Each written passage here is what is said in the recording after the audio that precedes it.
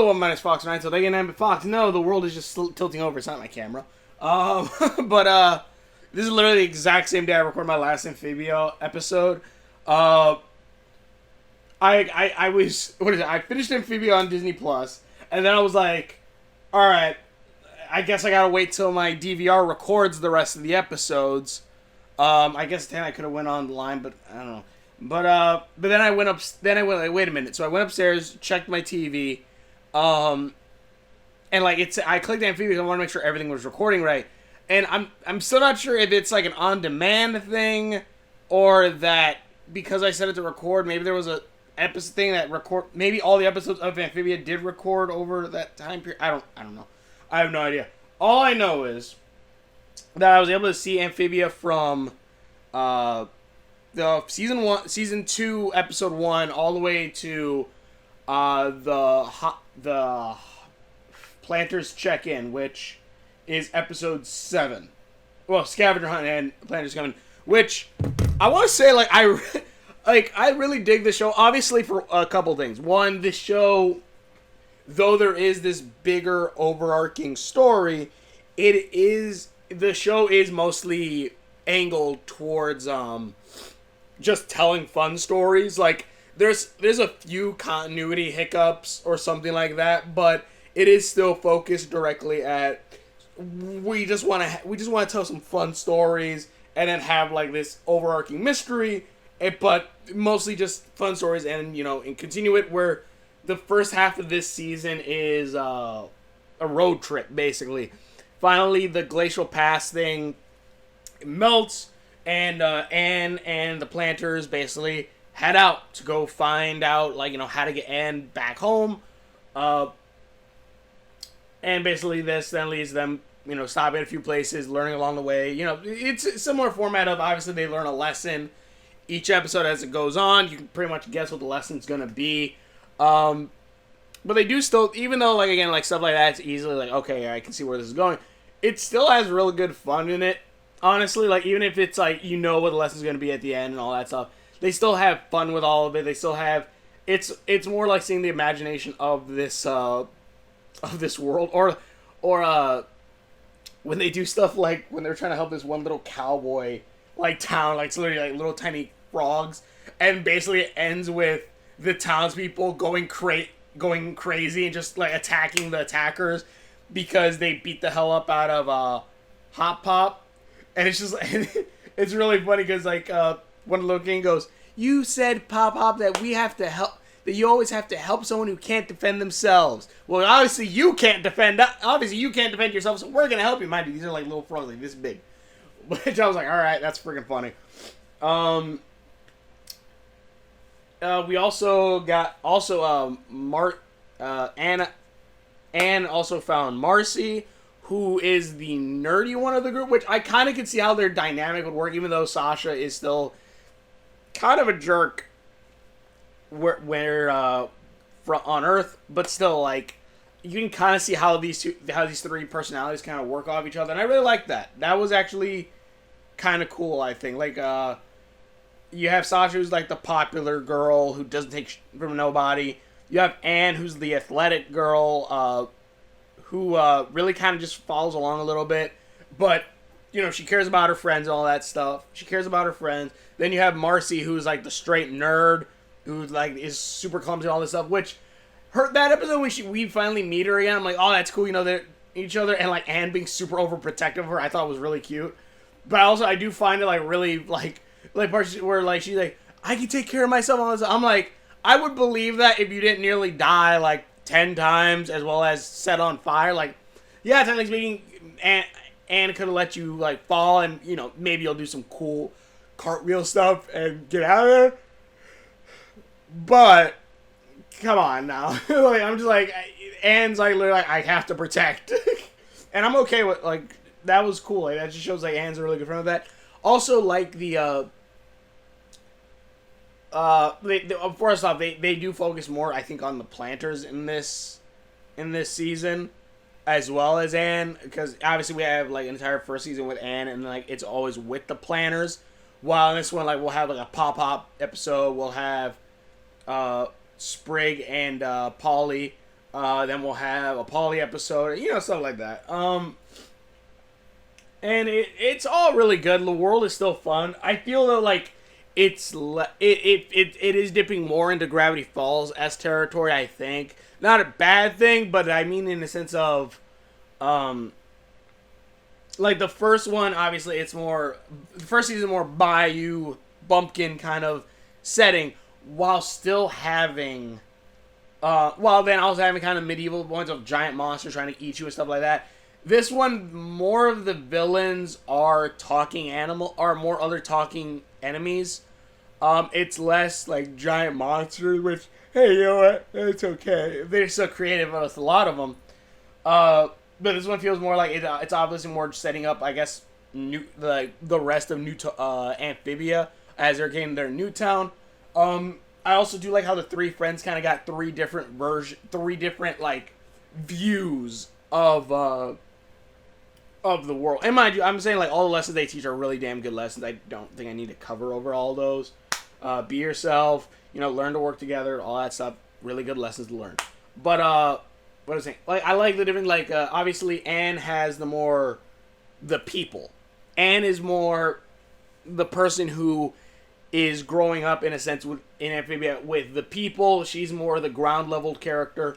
Then you have Sasha, who's more the military and now bounty hunting, which there was an episode with Sasha and I can't remember his name, but it's like the evil toad guy, but now he's like fat and like he's also like using Sasha's phone to see Suspicion Island and stuff. I'm like, that's kind of cool. I'm like, that's kind of cool showing like, there's similarities obviously between the three. What is it? Sasha's the more military, now bounty hunter-esque kind of setting, and now outlaw, I guess, setting. And then you have Marcy, who's basically, who's an engineer, basically. She's more like she's more with the royalty kind of thing. Not that she's like pompous or anything, but she's more like she works with the royalty. She's getting the high treatment. She's like, out of the three of them, she's the one that's more set up with like tools, equipment, which she probably built herself, obviously, but she's also has more connections with the king and all that stuff. And like I kind of like that three different prospects and dynamics. And then also they also show the stone, which they also show the box to the king, and the king straight up shows, oh, okay, the gems are, well, they show it on a picture, on a phone on the picture. It says the gems are grayed out. They're not colored. When like Marcy said they were colored. Even Anne said I didn't recognize that. And I will say also there is a subplot, which by God I hope this actually goes somewhere and not like freaking the evil arm or the tentacle arm, monster arm in Star Versus. But I noticed this way back in episode 1. I didn't bring it up in the last episode because I think I forgot. But in episode 1, when Anne saves, I believe, Sprig from the praying mantis, for like a second, and you can miss it. It's for a second, you see her eyes glow blue. And I'm like, okay, I gotta remember that. And throughout the rest of season 1, I don't think you see it. And again, it's like super subtle. It's not like, I'm gonna bring up Boruto now. It's not like Boruto, where it's like, alright, or Boruto, the anime, where it's like, alright, his eye glows shiny, he can see shit in the first 5-6 episodes, and then it completely disappears for the rest of the anime. It's like, what the hell? Like, I get it. They're waiting for the manga to tell them what the actual story is, so they're filling it with like filler upon filler arcs. But at this point, when you're traveling through time, I think at some point you've gone completely off the rails. But, and FYI, I do actually still, that's probably the one Boruto arc I want to see because Sasuke's in it. But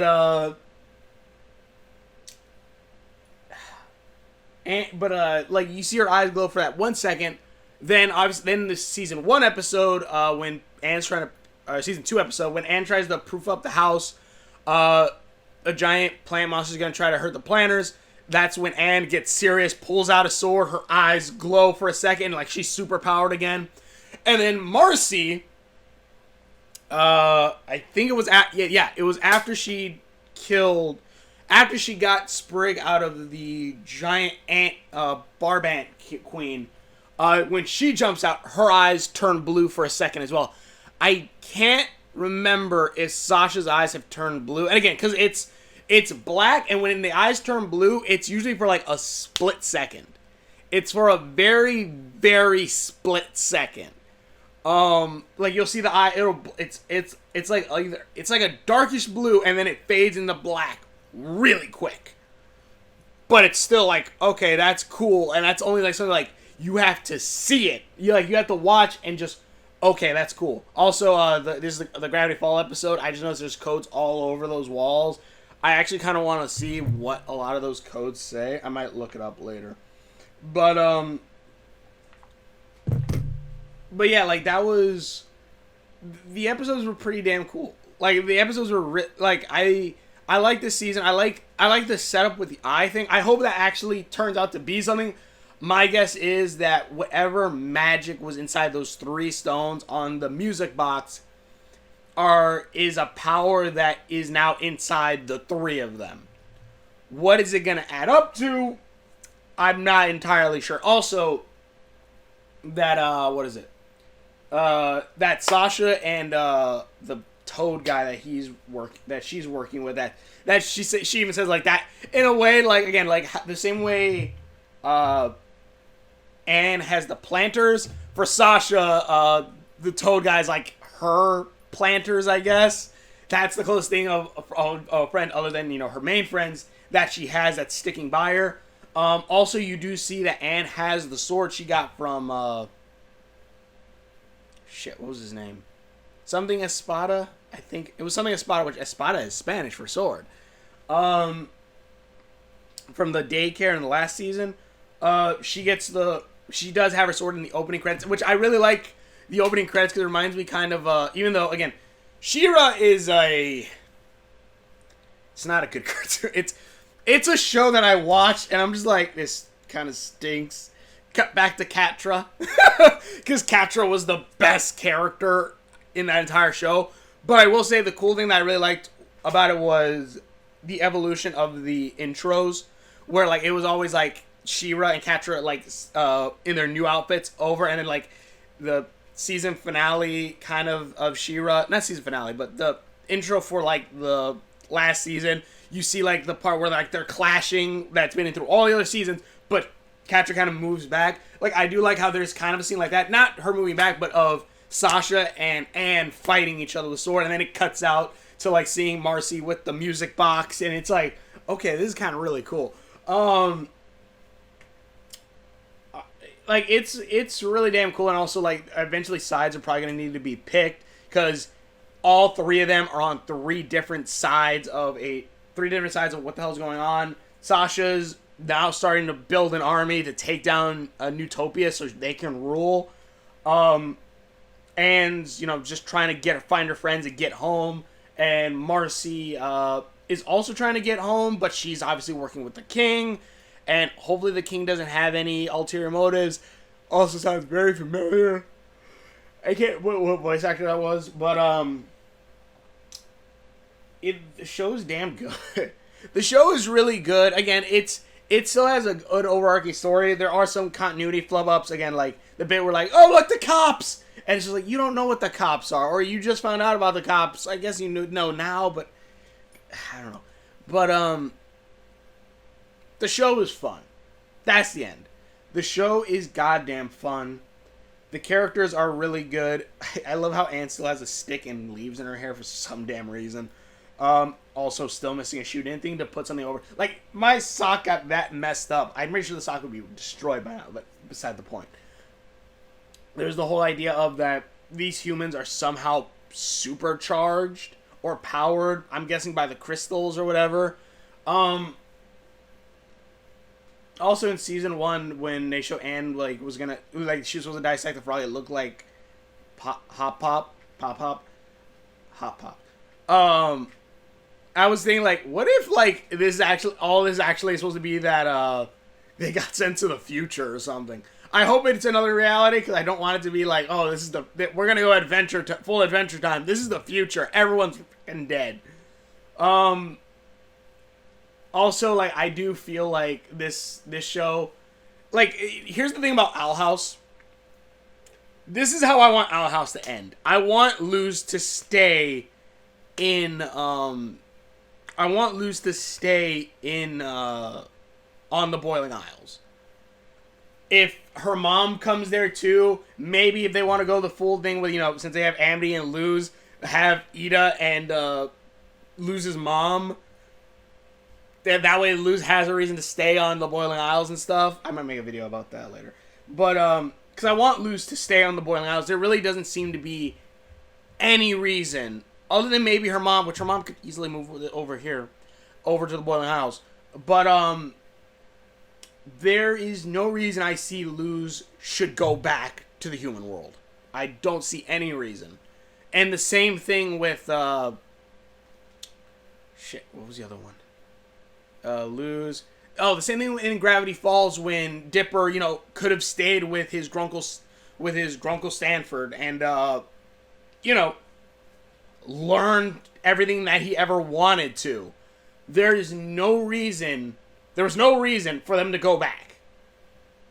For Gravity Falls reasons, it was because of bad writing and because Mabel didn't think, oh, I'm going to ruin my brother's life. Or I'm going to make my brother come back with me even though, we're not going to be together forever. And I could easily come visit it, whatever. That was just bad writing.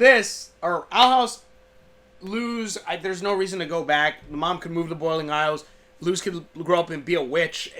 It'd be awesome. Amphibia, this show actually does have it to where it's like her parents don't seem like bad people. They have a family. They're probably sick and worried, though. We're probably going to do the whole, no time's passed at all in between world or whatever. But, Anne most likely will go back along with her friends. There's going to be a heartfelt goodbye. This show has it way more better set up for why Anne can go back home and why it's going to be freaking devastating when she does. And, this show sets it up more. The parents don't seem to be jerks. They just seem to be parents. Anne says, she'll give her teachers another shot. There's more reason for, that's what I'm saying this show probably has better in some cases. Where, again, Gravity Falls, Dipper could easily have stayed in Gravity Falls. Owl House, Luz could easily stay there. Stay in the Boiling Isles. Stay with Ida. The mom could move there. Or hell, Ida can literally open a door and send her back anytime they want, I'm pretty sure. So, there's no reason Luz has to leave, giving up her dream of becoming a witch to go back to a world where people don't understand her and stuff like that. Give up a new love interest, her stepmom, kind of like little brother with King, and her dreams. There's no reason for that. In this one, eventually, Anne, most likely will have to go back, which is sad and heartbreaking, and oh, god damn it. But there's no reason she can't go back. There isn't. There's no reason, at least the way I see it, that she wouldn't have to go back, other than obviously she would miss her friends. But if anything, I do hope they pull up as crummy or bad writing as some critics could say it, maybe the magic box will let her teleport back and forth. Maybe it'll let her go back to Amphibia, meet her friends, and, they could visit each other or something like that. That's what I would like. That would be cool. But yeah, and also, Starverse they could have completely stayed in Muni. They could have had, I would rather have seen Marco go to Muni than Star come to Earth. God. They were trying to do a reverse isekai and it did not fucking work. But yeah, that's my thoughts. Amphibia is really damn good. I'm going to start doing episode reviews as they come out along with Owl House. It's still Wednesday by the time I'm recording this. So, yeah. It's a damn good show. Go check it out if you haven't already. I definitely want to see what the hell is going to happen next. Also, I guess in 2 months, their time, we're going to have... Also, I do love the way they say, the way it's 3 months later from season 1 finale was Dragonfly flying past with, holding the dude. He's like, "Yep, been up here still for 3 months." And I'm like, "Oh, that's cool." 3 months later, and also in 2 months, Polly will have a leg, 1 leg, I'm pretty sure. But yeah, I want to see what's happening with the eyes. I want to see what's happening with everything's going on, and does the Newt King have an ulterior motive? And also now they're setting it up for a war arc basically, and I kind of want to see how that's gonna turn up, as well as I want Sasha to keep her pink sword. I want to see Anne still keep her glowing sword, and then Marcy have her crossbow and stuff. But yeah, thank you for watching your videos. Hopefully you enjoy these. The show is awesome. Go check it out, and we will see you later. Ha ha!